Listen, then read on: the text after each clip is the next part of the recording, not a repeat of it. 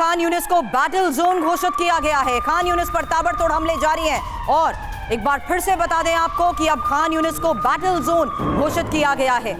तो लगातार हमलों को अंजाम दिया जा रहा है रिहायशी इलाके और जिस तरीके से इमारतों को अटैक कर ध्वस्त कर दिया गया है, उसकी एक तस्वीर आपने देखी जहां मलबों से अपनों को ढूंढते हुए लोग नजर आए। वहीं दूसरी तरफ वो तस्वीर जहां देखिए किस तरीके से कैमरे में कैद हुआ कि कैसे यहां पर ताबड़तोड़ हमलों को अंजाम दिया जा रहा है। ये सीज फायर आखिर टूटा कैसे, इसकी क्रोनोलॉजी सबसे पहले आपको समझाते हैं और उसके बाद मेरे सहयोगी मनीष भी इस वक्त हमें ज्वाइन कर चुके हैं और संजय मेस्टन सर भी इस वक्त हमारे साथ हैं, उनसे चर्चा करेंगे। उससे पहले देखिए कैसे देर रात हमास ने बंधकों की लिस्ट सौंपी। लिस्ट में कई बंधकों के शव दिए जाने की मांग की गई थी, हालांकि इजराइल ने लिस्ट लेने से ही मना कर दिया। अब इंपॉर्टेंट यह था कि इजराइल ने भी सभी बंधकों को रिहा करने को कहा और हमास का कोई इस पर जवाब नहीं आया। सुबह तक इजरायली सरकार में असमंजस की खबरें मिली। हालांकि सुबह नेतन्याहू ने युद्ध शुरू करने का आदेश भी दे दिया और हमास को सूचना मिली तो हमास ने रॉकेट दागने शुरू किए और उसके बाद आईडीएफ ने बमबारी शुरू कर दी, जिसका नतीजा यह है कि अभी तक जिस तरीके से हम लोग को अंजाम दिया गया है 29 लोगों की मौत हो चुकी है। संजय मेस्टन सर, आपसे समझना चाहूंगी, युद्ध के इस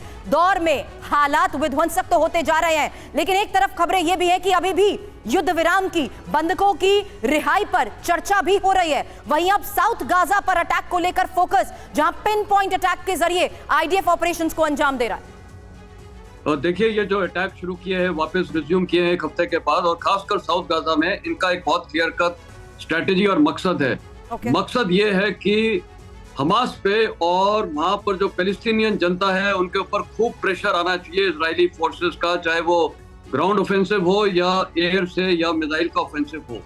कारण क्या है ये प्रेशर का? जब ये प्रेशर पड़ेगा हमास उसके बाद अपने घुटने टेकने लगेगा। देखिए कोई भी लड़ाई में जिसका पलड़ा भारी होता है, एक साइड आखिर में फिर हताश होकर आत्मसमर्थन करती है या वो लड़ाई को हार मानती है। उदाहरण के तौर पे 71 वॉर में हमने पाकिस्तान के जब 90,000 कैदी कर दिए थे।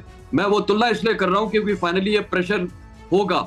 इजरायली सेना इसलिए ये प्रेशर कर रही है कि ये जो होस्टेजेस हैं वो अब ज्यादा वो रिलीज करें और तुरंत करें, क्योंकि अभी डेडलाइन इंटरनेशनल प्रेशर जो है इंटरनेशनल लॉज के बारे में, और अभी सेक्रेटरी ऑफ स्टेट ब्लिंकन ने भी आके बोला सिविलियन कैजुअलिटीज नहीं होना चाहिए, क्योंकि वर्ल्ड का पब्लिक ओपिनियन अनफॉर्चुनेटली इजराइल के खिलाफ और बढ़ता रहेगा।